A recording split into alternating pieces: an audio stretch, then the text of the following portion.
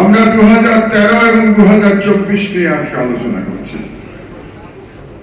2013 সালে যারা শহীদ হয়েছিলেন এবং তাদের শাহাদাতের পরে আমরা অনেকেই মনে করেছিলাম যে 2013 সালে বিপ্লবের পরাজয় ঘটেছে।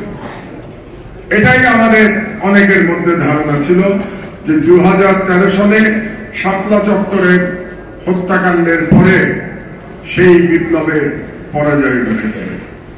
মহান আল্লাহ তাআলা প্রমাণ করে দিয়েছেন 11 বছর পরে যে তাদের বিপ্লব সেদিন সার্থক হয়েছিল। তারা শহীদ হয়েছিল কিন্তু বিপ্লব সার্থক হয়েছে। কারণ 2013 সালে যে আদর্শ ধারণ করে, যে ঈমান ধারণ করে, যে তৌহিদি আদর্শ ধারণ করে তারা হিন্দুত্ববাদের বিরুদ্ধে, তারা ভারতীয় আধিপত্যবাদের বিরুদ্ধে এবং হাসিনার ফ্যাসিবাদের বিরুদ্ধে তারা জীবনপণ করে লড়াইয়ে নেমেছিলেন, সেই লড়াইয়ের যে বয়ান ছিল, যে আদর্শ ছিল, সেটা 2024 সালে বিজয় লাভ করেছে। সুতরাং তারা শহীদ হয়েছেন, তারা আল্লাহর কাছে গেছেন, শাহাদাতের পুরস্কার তারা পাবেন ইনশাআল্লাহ। কিন্তু তাদের বিপ্লব সফল হয়েছে, আমাদের পরবর্তী প্রজন্মের মাধ্যমে তাদের বিপ্লব সফল হয়েছে। এবং 2024 সালে এবং 2013 সালের মধ্যে আমরা যে পার্থক্যটা দেখতে পাই এটা খুব গুরুত্বপূর্ণ। 2013 সালে প্রধানত আমাদের আলেম ওলামারা এবং মাদ্রাসার ছেলেরা লড়াই করেছিলেন। শহুরে মধ্যবিত্ত আমরা যাদেরকে বলি এবং সেকুলার ইনস্টিটিউশনে যারা লেখাপড়া করেন সেই ছাত্র ছাত্রীরা সেদিন সেই ফ্যাসিবাদ বিরোধী লড়াইয়ে, সেই ভারতীয় সাম্রাজ্যবাদ বিরোধী লড়াইয়ে তারা অংশগ্রহণ করেন নাই। কিন্তু তারপরে 11 বছর পরে যে প্রজন্ম এসছে, সেই প্রজন্ম 2013 সালে সেই হেফাজতের শাপলা চত্বরের আদর্শ ধারণ করে তারা আবার ফ্যাসিবাদের বিরুদ্ধে এবং ভারতীয় সাম্রাজ্যবাদের বিরুদ্ধে তারা লড়াই করেছে, তারা জীবন দিয়েছে। জীবন দিয়ে তারা বাংলাদেশকে স্বাধীন করেছে, ফ্যাসিবাদ মুক্ত করেছে, শেখ হাসিনাকে পলায়ন করতে বাধ্য করেছে এবং ভারতীয় হেজিমনিকে তারা পরাজিত করেছে।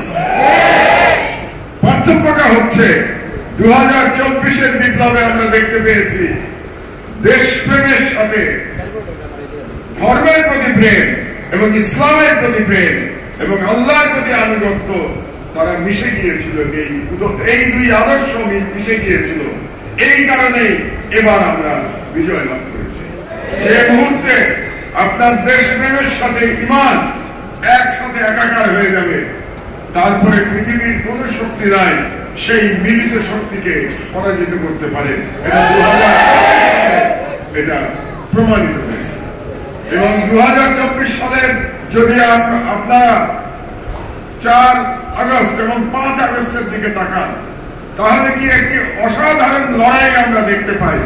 লড়াইটা এরকম যে ঢাকার রাজধানীর দিকে যদি আমরা তাকাই, ঢাকায় চানখারপুলে এবং সায়েন্স ল্যাব এলাকায় ঢাকা বিশ্ববিদ্যালয়, ঢাকা কলেজ এবং সিটি কলেজের ছেলেরা লড়াই করেছে হাসিনার পুলিশ বাহিনীর বিরুদ্ধে। অপরদিকে বাড্ডা অঞ্চল, উত্তরাতে প্রাইভেট ইউনিভার্সিটির ছেলেরা লড়াই করেছে হাসিনার পুলিশদের বিরুদ্ধে। আবার ওইদিকে যাত্রাবাড়িতে কওমি মাদ্রাসার ছেলেরা লড়াই করেছে হাসিনার পুলিশের বিরুদ্ধে। তাহলে বেসরকারি বিশ্ববিদ্যালয়ের ছাত্রছাত্রীরা, ঢাকা বিশ্ববিদ্যালয়ের ছাত্রছাত্রীরা এবং আলিয়া মাদ্রাসা এবং কওমি ছাত্রছাত্রীরা সকলে মিলে রাস্তায় নেমে এসেছিল নিজের জীবন বিপন্ন করে মানুষের অধিকার ফিরিয়ে আনার জন্য, বাংলাদেশের স্বাধীনতা পুনরুদ্ধার করবার জন্য তারা জীবন দিয়েছে।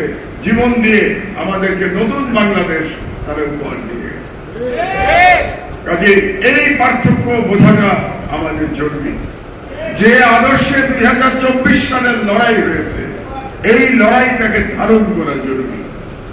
আমি বৈষম্যের কথা বলি।